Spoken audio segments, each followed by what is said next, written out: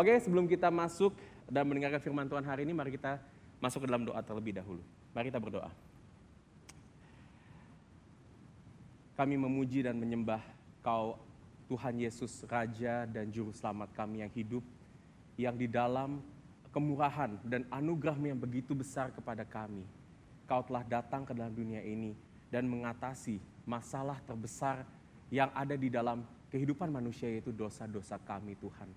Dan Tuhan, hari ini melalui firman yang akan Kau berikan kepada kami semua, biar kami kembali dapat merenungkan akan kabar Injil ini, akan setiap keberadaan kami di hadapan-Mu Tuhan sebagai umat-umat-Mu yang telah Kau tebus, yang telah Kau pilih dan telah Kau angkat menjadi anak-anak-Mu Tuhan, sehingga kami dapat betul-betul menikmati kehidupan kami, kehidupan di dalam anugerah yang telah Kau janjikan kepada kami ini Tuhan, dengan sungguh-sungguh melihat kepada Kristus yang telah menyelesaikan segala hutang-hutang dosa kami. Terima kasih Bapak berbicara melalui firman hari ini, dalam nama Kristus kami berdoa dan mengucap syukur.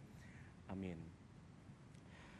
Saudara, hari ini kita akan melanjutkan khotbah seri dari kitab Lukas, dan sama seperti yang sudah kita lihat di beberapa minggu terakhir ini, kita masih akan berfokus pada kehidupan dan pelayanan Tuhan Yesus di daerah sekitar Danau Galilea yang berpusat di kota Kapernaum.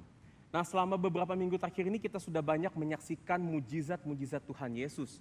Apakah itu saat Tuhan Yesus memulihkan orang yang kerasukan setan, menyembuhkan ibu mertua Simon Petrus yang menderita demam keras, mujizat yang mendatangkan ikan yang banyak bagi Simon Petrus di waktu yang sebenarnya mustahil untuk mendapatkan ikan, dan yang terakhir minggu lalu kita saksikan bagaimana Tuhan Yesus menyembuhkan orang yang sakit kusta sampai ia betul-betul bersih, tidak ada kusta sama sekali di dalam tubuhnya. Lukas menuliskan semua ini karena Tuhan Yesus banyak melakukan mujizat, dan akhirnya kita lihat Lukas menuliskan banyak orang menjadi takjub dan berbondong-bondong mencari Tuhan Yesus, mendatangi Tuhan Yesus untuk mendapatkan mujizat. Sampai-sampai Lukas mencatat ada beberapa waktu Tuhan Yesus ditahan untuk tidak pergi dan tidak boleh beristirahat. Ini semua terjadi, saudara, karena orang-orang berpikir Tuhan Yesus itu dapat memberikan jalan keluar atas kebutuhan besar atau penderitaan yang menimpa kehidupan mereka melalui mujizat yang Tuhan Yesus lakukan. Apakah itu mereka mau disembuhkan dari penyakit mereka? Apakah itu mereka mau mendapatkan kelancaran dalam pekerjaan mereka seperti apa yang Tuhan lakukan kepada Simon Petrus sebelumnya? Dan ternyata saudara, sampai saat ini pun masih banyak orang-orang Kristen yang mengharapkan kalau Tuhan Yesus juga dapat memenuhi dan mengatasi masalah hidup kita melalui mujizat-mujizat yang sama seperti yang ia lakukan di dalam Alkitab. Pertanyaannya saudara, apakah ini adalah hal yang seharusnya kita harapkan sebagai orang Kristen? Saudara, hari ini kita akan melihat salah satu mujizat Tuhan Yesus yang saya rasa cukup familiar di banyak orang Kristen, yaitu mujizat Tuhan Yesus yang menyembuhkan orang sakit lumpuh yang dibawa di atas ranjang melalui atap rumah. Menariknya saudara, kisah ini lebih dari sekedar mujizat saja, karena kita akan melihat Tuhan Yesus memakai momen ini untuk menyatakan kepada kita apa yang sesungguhnya menjadi fokus dan tujuan utama dari pelayanan Tuhan Yesus di dalam dunia ini, yaitu untuk membawa pengampunan dosa bagi manusia. Karena pengampunan dosa bukan hanya satu hal yang baik saudara, tetapi ini adalah kebutuhan yang mendasar yang diperlukan oleh semua orang yang Tuhan Yesus bawa melalui misi Injilnya di dalam dunia ini. Dan bersama-sama saudara kita akan mempelajari, merenungkan kebenaran ini melalui kisah Tuhan Yesus yang menyembuhkan orang sakit lumpuh dari Lukas pasal 5 ayat 17 sampai 26. Lukas pasal 5 ayat 17 sampai 26. Mari kita buka firman Tuhan kita bersama-sama dan kita menyimak firman Tuhan ini bersama-sama. Saya akan membacakan untuk kita semuanya. Inilah firman Tuhan. Pada suatu hari ketika Yesus mengajar, ada beberapa orang Farisi dan ahli Taurat duduk mendengarkannya.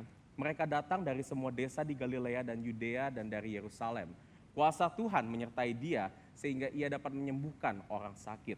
Lalu datanglah beberapa orang mengusung seorang lumpuh di atas tempat tidur. Mereka berusaha membawa dia masuk dan meletakkannya di hadapan Yesus. Karena mereka tidak dapat membawanya masuk, berhubung dengan banyaknya orang di situ, naiklah mereka ke atap rumah lalu membongkar atap itu dan menurunkan orang itu dengan tempat tidurnya ke tengah-tengah orang banyak tepat di depan Yesus. Ketika Yesus melihat iman mereka, berkatalah ia, "Hai saudara, dosamu sudah diampuni."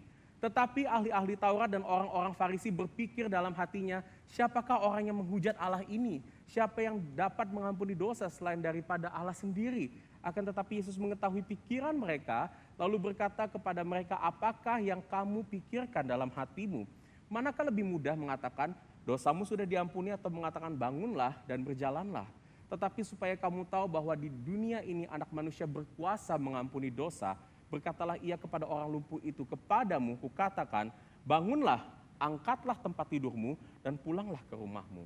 Dan seketika itu juga bangunlah ia di depan mereka, lalu mengangkat tempat tidurnya dan pulang ke rumahnya sambil memuliakan Allah. Semua orang itu takjub, lalu memuliakan Allah, dan mereka sangat takut, katanya, hari ini kami telah menyaksikan hal-hal yang sangat mengherankan. Demikianlah firman Tuhan. Saudara, ada 3 poin dari firman ini akan kita renungkan bersama-sama tentang pengampunan dosa, yaitu yang pertama, kebutuhan akan pengampunan dosa, kedua, sumber pengampunan dosa, dan yang ketiga, dasar dari pengampunan dosa. Ya, mari kita simak bersama-sama setiap poin ini lebih dalam dengan menyaksikan perikop yang tadi baru kita baca secara mendetail. Jadi saudara jangan tutup Alkitabnya, karena saya akan melihat dan mereferensikan poin-poin ini kepada ayat-ayat di dalam Alkitab yang tadi baru saja kita baca. Kita masuk ke poin pertama, kebutuhan akan pengampunan dosa. Saudara, kita melihat dalam peristiwa ini bahwa ada satu kebutuhan yang dicari oleh si orang lumpuh dan rekan-rekannya. Yang di kitab Markus tercatat itu ada 4 orang. Jadi mereka tuh datang sana berlima, ya, 1 orang lumpuh yang ditaruh di atas tempat tidur, dan 4 orang yang datang untuk membawa orang ini kepada Tuhan Yesus. Dan kita tahu bersama kebutuhan apa yang mereka cari, yaitu mereka ingin agar si orang lumpuh ini dapat sembuh dari penyakitnya. Mereka sangat percaya bahwa Tuhan Yesus dapat menjadi solusi dengan mujizat yang dapat menyembuhkan kelumpuhan orang ini. Akan tetapi saat mereka hendak bertemu Tuhan Yesus, yang kemungkinan besar saat itu sedang mengajar di sebuah rumah, yang katanya ini adalah rumah Simon Petrus, tempat Tuhan Yesus menyembuhkan ibu mertua Simon Petrus, mereka menemukan tantangan. Mereka mendapati rumah ini sudah dipadati dengan banyak orang yang ingin mendengar ajaran Tuhan Yesus. Sehingga mereka nggak bisa masuk dari pintu depan, saudara. Tapi saking kepengennya mereka untuk disembuhkan, mereka agak kehabisan akal. Mereka pakai cara yang kreatif, dan ini juga cara yang beresiko, dengan memasukkan si orang lumpuh ini dari atap rumah. Lukas mencatat ini bukan cara yang mudah, karena di ayat 19 dikatakan mereka harus membuka atap rumah, yang kemungkinan besar, saudara, situasi ini seperti seseorang yang sedang melakukan renovasi rumah. Jadi situasi di sana pastinya jadi berisik. Bayangkan saudara, kalau sekarang saya atau Kariza lagi khotbah, tiba-tiba ada orang yang robohin atap ini dan mau menurunkan orang, kita mungkin akan terganggu dan stop khotbah. Tidak hanya itu, saudara, saking inginnya mereka untuk disembuhkan, di ayat 19 dikatakan 4 rekannya itu betul-betul memastikan untuk menurunkan si orang lumpuh ini tepat di hadapan Tuhan Yesus. Saudara, mereka rela melakukan usaha yang begitu besarnya, yang begitu rumit dan beresikonya ini, karena mereka betul-betul ingin agar rekan mereka yang lumpuh ini dapat sembuh dan memiliki kehidupan selayaknya manusia pada umumnya yang bisa berjalan. Saudara, memang wajar rasanya jika kita menginginkan suatu pemulihan atau kesembuhan dalam kehidupan kita. Siapa saudara yang tahan kalau misalkan kita harus menderita sakit keras dengan waktu yang berkepanjangan? Atau mungkin saudara, siapa yang tahan kalau kita sudah kerja keras banting tulang, tetapi pekerjaan atau bisnis kita masih kurang menghasilkan, bahkan gak bisa mencukupi kebutuhan hidup kita? Atau mungkin saudara, bagi kita yang saat ini masih single, siapa yang tahan kalau kita terus merasa kesepian, kita merasa sedih karena gak punya pasangan atau orang-orang yang dapat terus memperhatikan kita?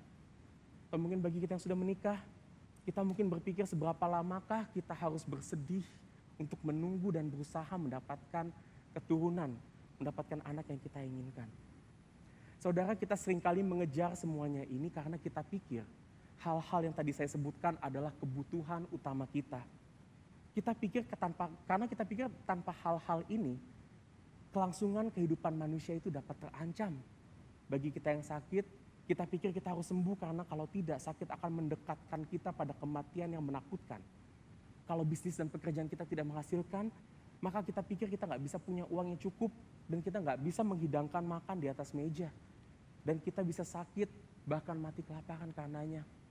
Dan mungkin bagi kita yang merasa kesepian, yang merasa tidak ada yang memperhatikan kita, tidak punya teman. Bagi pasangan-pasangan yang tidak memiliki anak, mungkin secara jasmani kita masih bisa bertahan hidup, tetapi batin kita akan merasa sakit, merasa kosong dan sulit bagi kita untuk memiliki ketenangan yang semua manusia butuhkan untuk hidup ini. Saya percaya saudara, kita semua membutuhkan makan, kita membutuhkan uang, kesehatan, teman, pasangan hidup, dan tidak ada salahnya kita mengejar semuanya itu, saudara-saudara sekalian. Malah saya katakan, kita harus bertanggung jawab untuk memenuhi semua kebutuhan-kebutuhan tersebut. Tapi pertanyaannya, apakah itu semua betul adalah kebutuhan utama kita? Menarik saudara, jika kita kembali pada kisah si orang lumpuh ini, ada yang berbeda dari mujizat-mujizat yang Tuhan Yesus lakukan sebelumnya yang ada di dalam mujizat ini. Kalau kita perhatikan di ayat 20, di situ dikatakan saat si orang lumpuh itu sudah berada di hadapan Tuhan Yesus, tidak seperti biasanya Tuhan Yesus tidak langsung menyembuhkan orang ini. Tuhan Yesus yang melihat ada orang lumpuh di hadapannya ini malah mengucapkan satu statement. Yang bagi saya yang membaca ini adalah ini statement yang mengejutkan. Dikatakan, hai saudara, dosamu sudah diampuni. Kenapa Tuhan Yesus tidak menyembuhkan orang lumpuh ini seperti yang ia lakukan sebelumnya, saudara? Di sini saudara, saya rasa Tuhan Yesus ingin memakai kesempatan ini juga untuk mengajarkan kepada orang-orang yang lagi berkumpul di sana untuk menunjukkan bahwa sebetulnya ada satu kebutuhan yang lebih besar daripada kebutuhan kita untuk disembuhkan dari penyakit kita, yaitu kebutuhan akan pengampunan dosa. Jangan salah saudara, Tuhan Yesus di sini tidak mengecilkan kebutuhan kita untuk sembuh. Kalau kita lihat Lukas dan para penulis Injil lainnya seringkali mencatat kalau Tuhan Yesus itu memiliki compassion, atau dia memiliki belas kasihan kepada mereka yang sakit, kepada mereka yang miskin. Bahkan ada kalanya Tuhan Yesus juga ikut menangis, dikatakan ketika ia melihat orang-orang yang sakit dan menderita. Namun saudara, Tuhan Yesus di sini ingin menyadarkan orang-orang yang berkumpul di sana dan menyadarkan kita semua di sini bahwa dosa adalah masalah yang jauh lebih besar daripada penyakit, kelaparan, kemiskinan, ataupun kesedihan hati kita. Kenapa saudara? Karena dosa adalah masalah yang menyangkut pada kekekalan. Karena satu saat nanti saudara, pada saat Tuhan datang kembali ke dalam dunia ini, Tuhan berjanji akan menghapus segala penyakit, kemiskinan, kesedihan dalam dunia ini. Yang artinya kalau kita saat ini bergumul akan sakit, akan kemiskinan, akan kesedihan, Tuhan berjanji ia akan membawakan akhir dari semua masalah-masalah itu. Tetapi di waktu yang sama saudara, saat Tuhan Yesus datang ke dalam dunia ini kembali kedua kalinya, ia juga berkata dan berjanji bahwa ia akan menghakimi kita menurut dosa kita. Dan bila saat Tuhan menghakimi, ia masih menemukan kita di dalam dosa, maka kita terhitung tidak benar di hadapan Tuhan. Dan karena itu saudara, kita akan dibinasakan karena dosa-dosa kita yang tidak berkenan di mata Tuhan. Inilah mengapa saudara, dosa adalah masalah yang jauh lebih besar, yang jauh lebih mengancam kelangsungan hidup kita daripada hal-hal yang lain yang ada di dalam dunia ini. Tuhan Yesus sendiri berkata, apa gunanya seorang memperoleh seluruh dunia tetapi kehilangan nyawanya? Apa gunanya bila orang lumpuh yang ada di dalam kisah ini dapat berjalan tetapi jiwanya masih terhilang karena dosa? Apa gunanya saudara, bila kita dapat hidup sehat, kaya dan bahagia, bila nyawa kita tetap akan binasa karena dosa yang ada di dalam hidup kita? Inilah saudara, mengapa kita butuh pengampunan dosa lebih dari apapun juga. Lebih daripada kebutuhan kita untuk makan, untuk sehat, ataupun untuk bahagia. Namun masalahnya, kenapa seringkali kita tidak merasa pengampunan dosa ini sebagai kebutuhan terutama kita?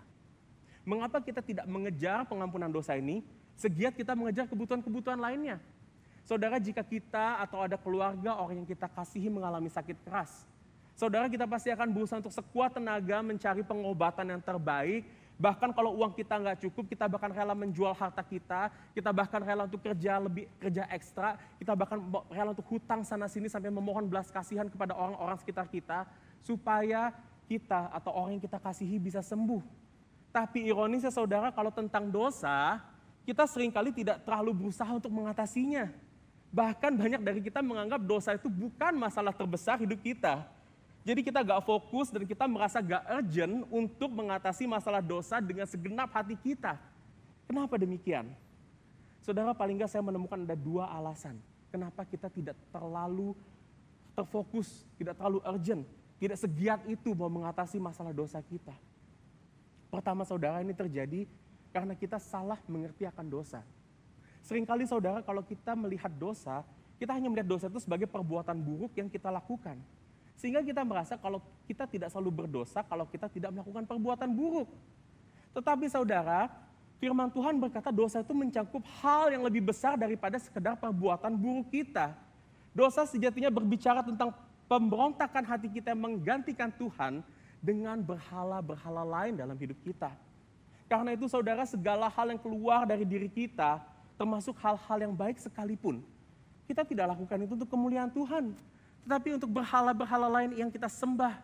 Dan inilah alasan kenapa kita tidak serius menghadapi dosa. Alasan yang kedua saudara, kita seringkali meremehkan seberapa berdosanya kita. Ini terjadi karena kita terbiasa menilai dosa dengan membandingkan dosa kita dengan dosa orang lain. Mungkin saudara, kita sering merasa kalau kita berdosa, tapi kita rasa kita tidak seberdosa seorang pembunuh, pencuri, pelacur, atau seorang koruptor. Sehingga kita pikir dosa kita bukanlah hal yang terlalu buruk dan terlalu serius untuk kita tanggapi. Tapi saudara, ini adalah kekeliruan besar akan dosa. Karena di mata Tuhan semua dosa sama seriusnya. Semua dosa memiliki hukuman yang sama di mata Tuhan, yaitu kematian yang kekal. Dan tidak ada dosa sekecil apapun yang akan lewat dari mata Tuhan. Karena Tuhan adalah Tuhan yang kudus. Ia adalah Allah yang tidak berkenan atas dosa sekecil apapun di dalam hidup kita. Saudara, apakah alasan-alasan ini lantas menyadarkan kita bahwa kita ternyata telah berdosa lebih serius dari apa yang kita pikirkan? Dan kalau begitu gimana kita dapat mengatasi masalah dosa yang besar ini? Apa atau siapa yang dapat memenuhi kebutuhan atas pengampunan dosa ini? Kita masuk ke poin kedua, sumber pengampunan dosa. Saudara, pernahkah saat kita merasa bersalah karena dosa, lantas kita berpikir untuk melakukan hal baik untuk melakukan dosa-dosa kita? Karena kita seringkali berpikir atau kita telah memiliki satu presuposisi bahwa perbuatan baik kita dapat mengampuni dosa di hadapan Tuhan. Kita bahkan kadang-kadang suka keluar dengan satu formula-formula tertentu untuk membayar dosa kita. Misalkan seperti yang dulu waktu saya masih kecil itu sering berpikir kalau kita harus melakukan 10 perbuatan baik untuk membayar satu dosa yang saya lakukan. Atau mungkin saudara kita pernah berpikir kalau kita harus menabung kebaikan. Kita harus berusaha untuk melakukan perbuatan yang baik kepada semua orang, beribadah yang benar, menghindari dosa, nggak merokok, nggak mabuk-mabukan, nggak mencuri, nggak merugikan orang lain. Supaya nanti kebaikan-kebaikan dan usaha-usaha kita ini bisa cukup untuk membayar dosa-dosa masa lalu saya, dosa sekarang dan dosa yang akan datang. Dan seringkali saudara, pemikiran-pemikiran ini muncul secara otomatis tanpa kita rencanakan. Saat kita sadar kita telah berdosa. Pertanyaannya saudara, apakah benar perbuatan baik kita dapat membuat Tuhan mengampuni dosa kita? Kita lihat jawabannya saudara di ayat 21 dalam perikop ini. Di ayat ini muncul respon dari orang-orang yang menamakan dirinya orang-orang Farisi dan ahli Taurat yang ternyata juga hadir di dalam rumah tersebut. Saudara, di perikop ini adalah kali pertama Lukas menyebutkan adanya orang Farisi dan ahli Taurat di dalam suratnya. Dan kita tahu bersama bahwa orang-orang ini adalah oposisi Tuhan Yesus yang selalu berusaha untuk menjatuhkan Tuhan Yesus dengan berbagai cara. Dan setelah mereka mendengar perkataan Tuhan Yesus yang menyatakan pengampunan dosa atas si orang lumpuh tersebut, orang-orang Farisi dan ahli Taurat di situ menjadi skeptis dan menuduh Tuhan Yesus telah menghujat Allah. Karena mereka percaya hanya Allah yang dapat mengampuni dosa. Kita lihat di situ mereka berkata, siapa yang dapat mengampuni dosa selain daripada Allah sendiri. Dan saudara, di sini saya harus berkata dan harus setuju bahwa statement dari orang Farisi ini benar. Bahwa hanya Tuhan saja yang dapat mengampuni dosa. Jadi kalau kita masih berpikir perbuatan baik dan ibadah kita dapat membayar dosa-dosa kita, maka sebetulnya saudara, kita masih belum mendapatkan pengampunan atas dosa-dosa kita. Karena tidak ada lagi kuasa, tidak ada perbuatan atau pribadi siapapun di luar Tuhan yang dapat betul-betul mengampuni dan menghapus dosa kita. Dan seperti yang kita sudah tahu bahwa Tuhan menyatakan pengampunan dosa kepada kita melalui anaknya yang tunggal, Tuhan Yesus Kristus. Tetapi ini menjadi masalah bagi orang-orang Farisi dan ahli Taurat yang tidak percaya kalau Yesus adalah Tuhan yang berkuasa mengampuni dosa. Dan mungkin saudara, sebagian dari kita saat ini juga sekarang skeptis atau pernah mempertanyakan apa buktinya yang dapat menunjukkan kalau Yesus itu benar-benar Tuhan yang berkuasa mengampuni dosa kita.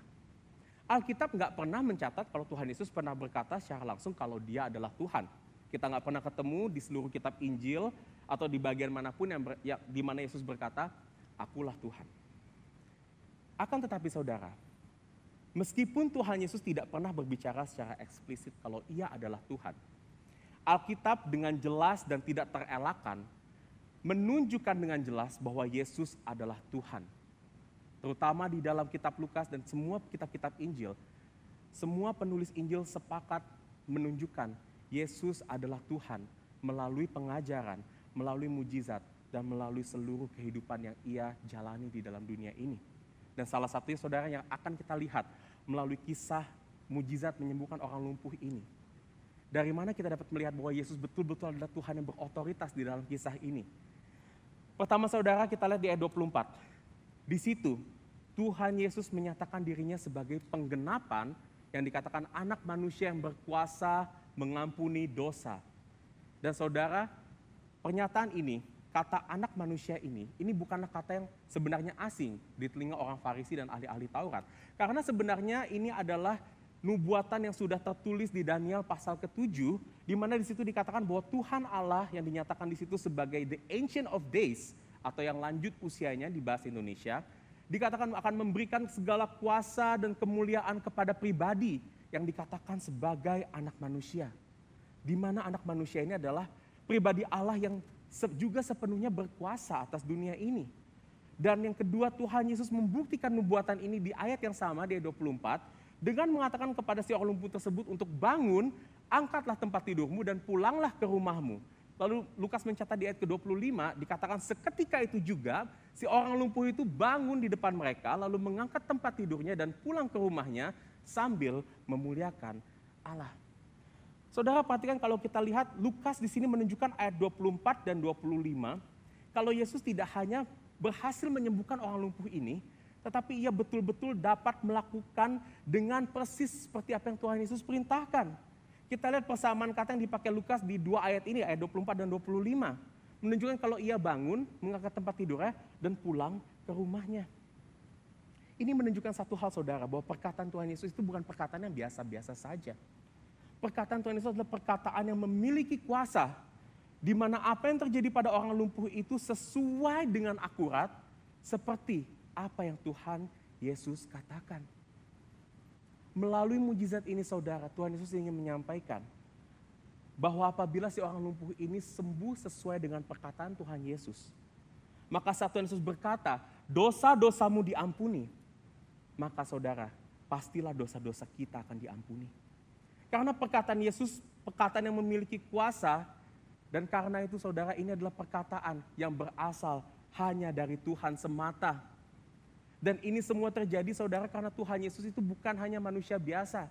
Dia bukan hanya manusia yang memiliki kuasa untuk melakukan mujizat, tetapi Tuhan Yesus menyatakan dirinya sebagai Tuhan sepenuhnya yang berkuasa dan berotoritas untuk mengampuni dosa. Itu dia mengapa di Yohanes 14 ayat 6, salah satu ayat yang kita sudah cukup kenal bagi orang-orang Kristen di sini, yang di mana Tuhan Yesus berkata, akulah jalan dan kebenaran dan hidup. Tidak ada seorang pun yang datang kepada Bapa kalau tidak melalui aku. Tuhan Yesus tidak berkata bahwa ia adalah salah satu dari sekian banyak jalan kepada Bapa. Tapi dia katakan ia adalah satu-satunya jalan. Hanya Kristus dan Kristus sajalah saudara yang berkuasa mengampuni dosa di dalam dunia ini. Oleh sebab itu saudara, jika kita betul-betul ingin mendapatkan apa yang kita butuhkan, kita ingin mendapatkan pengampunan atas dosa-dosa kita, tidak ada jalan lain saudara selain kita melihat kepada Tuhan Yesus sebagai satu-satunya sumber pengampunan dosa kita. Tapi masalahnya saudara, meskipun kita sudah percaya kalau Kristus satu-satunya jalan akan pengampunan dosa kita, tapi tiap kita berdosa, kita kok masih otomatis mau melakukan 10 perbuatan baik untuk membayar dosa kita. Gimana saudara kita dapat senantiasa melihat dan menerima pengampunan yang Kristus nyatakan kepada kita, tanpa kita terjebak di dalam kita mau membayar dosa-dosa kita melalui usaha kita. Kita masuk ke poin terakhir, poin ketiga, dasar pengampunan dosa. Saudara, atas dasar apa orang lumpuh di dalam kisah ini mendapat pengampunan dosa dari Tuhan Yesus? Apakah orang lumpuh ini diampuni karena dia telah mengerti doktrin-doktrin dan teologi tentang Tuhan Yesus? Apakah orang ini diampuni saudara karena ia tekun beribadah sesuai dengan perintah Tuhan? Apakah dia diampuni karena Tuhan Yesus mendapati 10 tahun terakhir dalam kehidupannya, dia telah banyak melakukan perbuatan-perbuatan baik dalam hidupnya, telah melakukan amal yang besar, telah menolong banyak orang?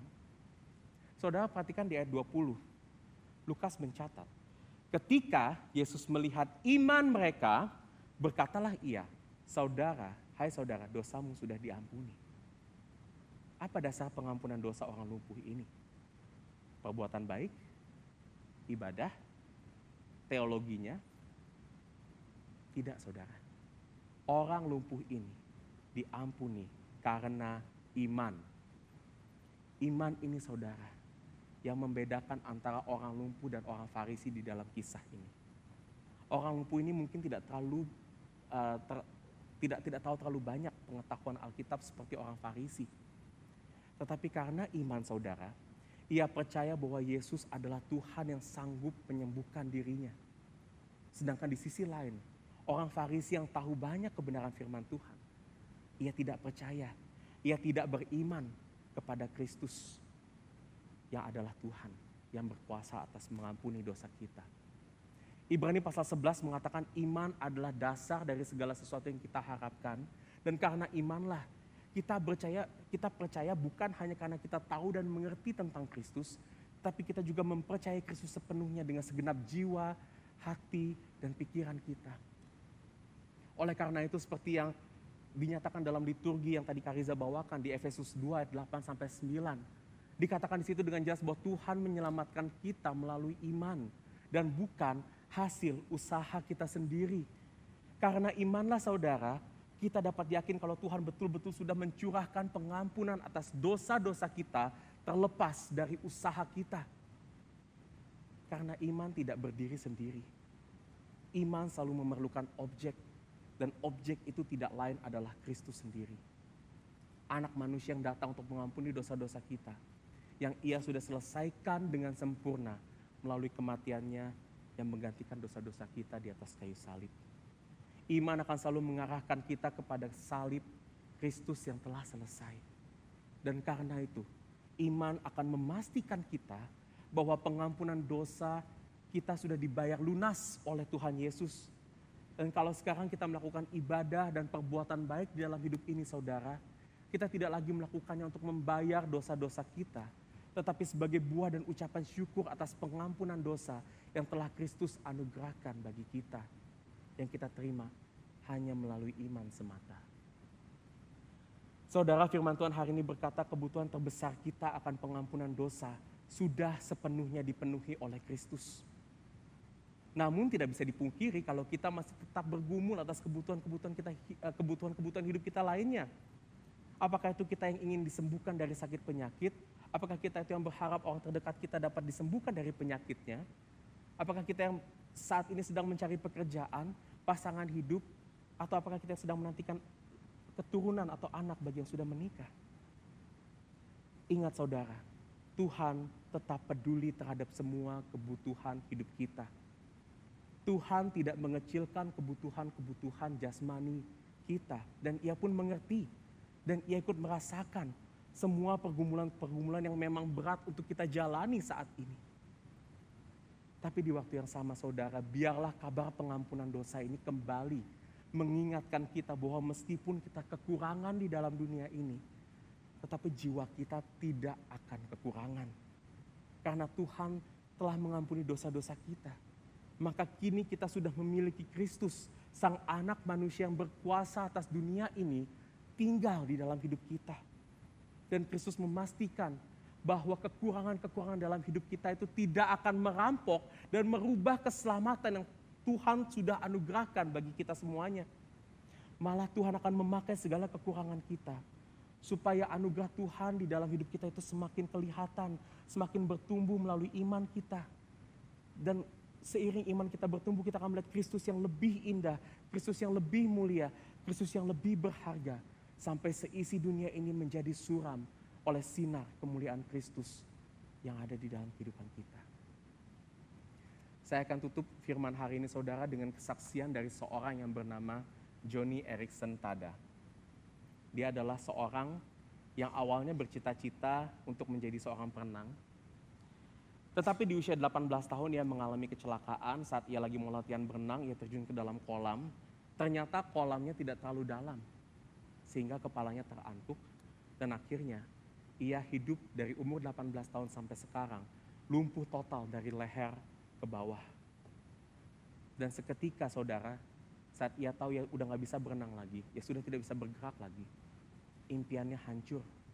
Dan seumur hidupnya, ia berada di kursi roda terus menerus dan harus dibantu oleh orang-orang. Tetapi saudara, dia katakan di dalam kondisi lumpuhnya ini, disinilah justru ia mengenal Kristus. Ia mengatakan kelumpuhannya membuatnya sadar betapa dalam dosa-dosanya, lebih dari apa yang ia pikirkan.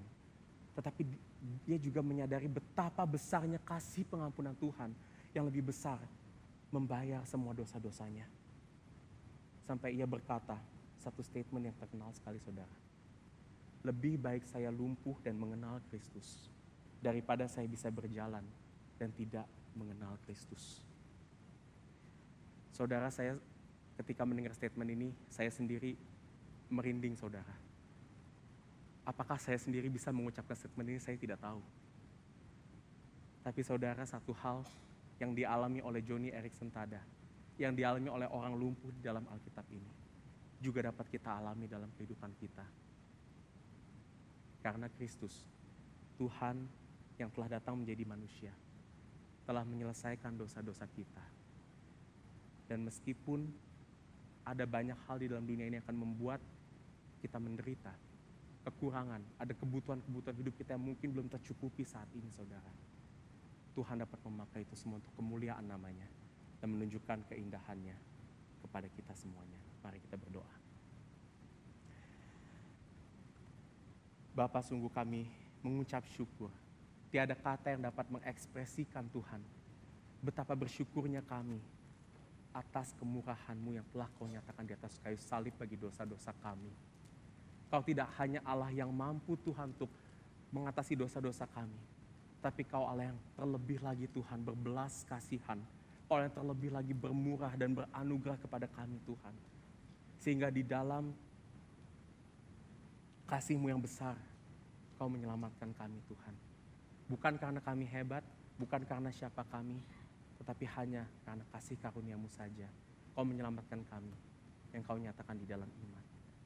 Bapa, kami berdoa biar Injil ini, kabar ini dapat terus menjadi kabar yang ada di dalam setiap hidup kami, yang kami dengarkan terus-menerus, sampai betul-betul pengharapan kami dan kehidupan kami hanya berpusat dan hanya terfokus kepada Injil-Mu dan bukan kepada apa yang ada di dalam dunia ini. Terima kasih Bapa, dalam nama Kristus kami berdoa dan mengucap syukur.